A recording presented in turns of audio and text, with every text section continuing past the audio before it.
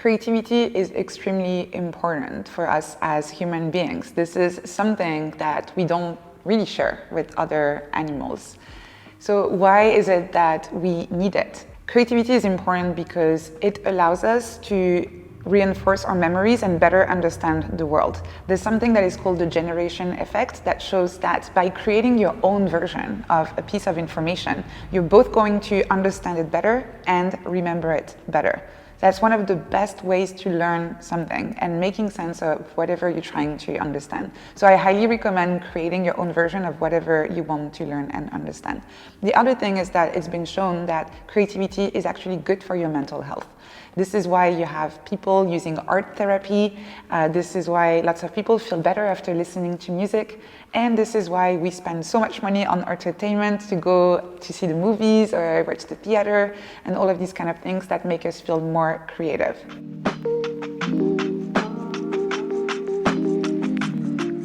The most important thing is to understand that anyone can be creative. We always think about creativity with a big C, the big type of creativity, but you can practice everyday creativity. Anytime you try to approach a problem in a different way, anytime you ask why, that you try to understand, that you practice curiosity, you are being creative. But on the other side of this coin, it's also important to remember that you don't have unlimited creativity every day. Creativity requires conscious effort and it requires a little bit of work. You need to proactively be creative. This is why it's very interesting that there's research showing that we only have around 4 hours of deep creative work in ourselves per day. Forcing yourself to do more than this is just going to make you feel anxious and you're not going to produce anything that's really good. So one of the best ways to be able to produce more creative work is to make sure that you block enough time for creativity, that you have that space for yourself, but you don't go overboard yourself. Something I like to do is to block time in the morning to work on creative stuff and to make sure that I take a proper break around lunchtime.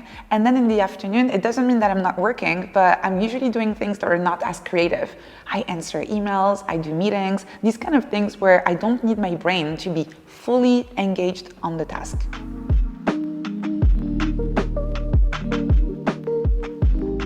When I started Ness Labs, I decided to block time every single morning for writing. That was the first thing in the morning that I was doing, that I'm still doing actually.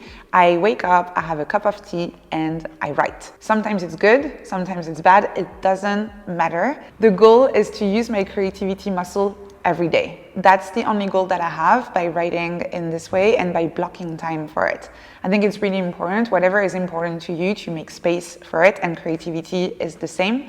So that's how I've managed to write hundreds of articles now, by blocking time every morning to do it. It doesn't have to be in the morning, it can be anytime you feel more creative and more productive. But if it's important to you, look at your prime time during the day and make sure that you dedicate that time to creating things that you really care about.